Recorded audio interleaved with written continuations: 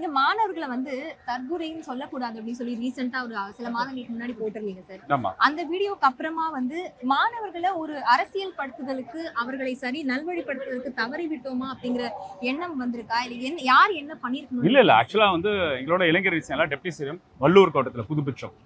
வள்ளூர் கோட்டம் வந்து அழகா மேம்பட்டு இப்போ வள்ளூர் கோட்டம் பியூட்டிஃபுல்லா காட்சி அளிக்குது பாத்தீங்களா? அது 1000 விளக்கோட இனிஷியேட்டிவ் அது.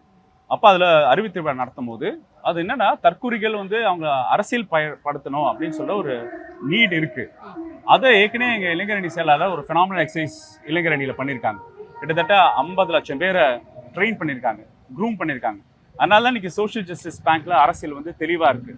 ஸோ இது சினிமா ஃபேனட்டிக் பர்செப்ஷன் இல்லாமல் உண்மையே நமக்காக யார் சண்டை செய்வா, தமிழர்களான ரைட்ஸ்க்காக யார் ஃபைட் பண்ணுவான்னு உணர்ந்திருக்காங்க.